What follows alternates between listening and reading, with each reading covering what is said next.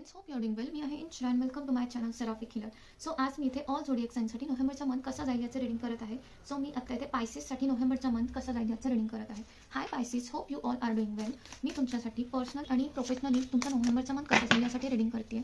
So इथे मी एक एक कार्ड काढते तुमच्या पर्सनल लाईफसाठी आणि प्रोफेशनल लाईफसाठी. So let's get started. Let's check काय असेल तुमचा नोव्हेंबरचा मंथ कसा असेल तुमच्यासाठी पर्सनली.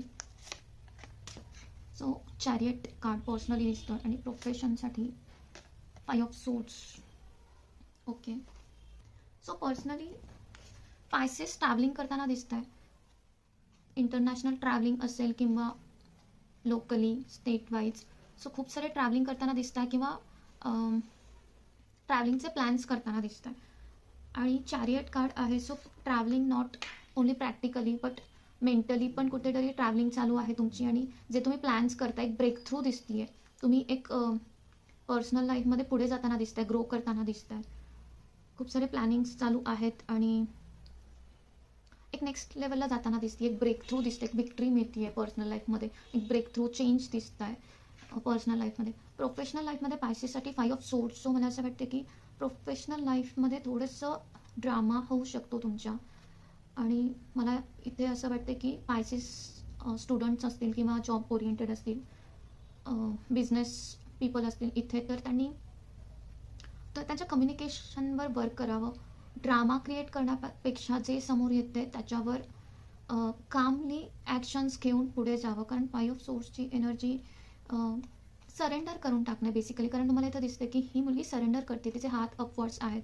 सो मला असं वाटतं की जे तुमच्या समोर येते करिअरमध्ये किंवा तुम्ही स्टुडंट असाल, जॉब ओरिएंटेड असाल, तर ही आत्ता वेळ नाही आहे त्याच्याबरोबर फाईट करत बसण्याची, आर्ग्युमेंट करण्याची बॉसेसबरोबर, कलिग्सबरोबर, क्लायंट्सबरोबर, और टीचर्स असतील, असोसिएट्स असतील, त्यांच्याबरोबर वाद घालत बसण्याचे हे वेळ नाही आहे.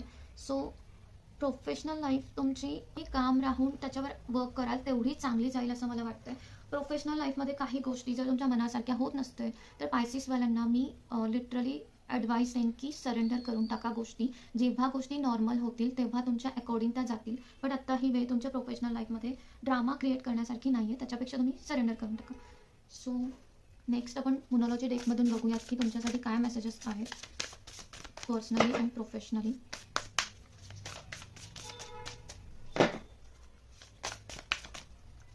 So personally a win win outcome is forecast येतो आणि professionally bring love into the situation.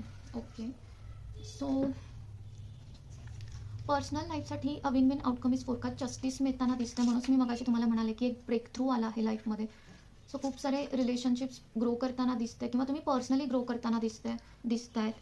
त्या पर्सनल लाईफमध्ये जस्टिस मिळताना दिसतंय. कारण विक्ट्री आणि चॅरियट पण कार्ड विक्ट्रीचंच आहे. लिब्रा तुमची एक जो तुमचा ऑरा आहे किंवा तुमची पर्सनल लाईफ आहे, पर्सनल केअर और काय म्हणतं, एक पर्सनल लाईफ आहे ती इव्हॅल्युएट होताना दिसते, म्हणजे अपग्रेड होताना दिसते. अपग्रेड होताना दिसते. लिब्राची एनर्जी ही सेल्फ पॅम्परिंग किंवा तुम्ही तुमचे हेअर कलर, हेअर कट करताना दिसताय.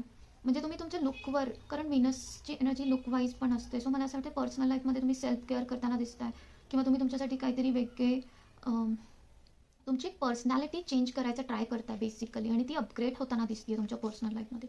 येस, आणि इथे तुम्हाला जस्टिस मिळताना त्याच्या बॅलन्समध्ये येते तुमची पर्सनल लाईफ आणि अपग्रेड होताना दिसतंय तुम्ही पर्सनली. मग ते फिजिकली, मेंटली असेल, कार्मिकली असेल, स्पिरिच्युअली असेल, एक ब्रेक थ्रू येतो लाईफमध्ये, एक मॅच्युरिटीकडे जाताना दिसताय तुम्ही.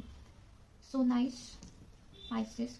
अँड नेक्स्ट आहे bring love into the situation. Okay, हा इथे दिसतंच आहे की मी तुम्हाला मगाशी जसं सांगितलं की ड्रामा क्रिएट करू नका, जे आहे ते सरेंडर करा.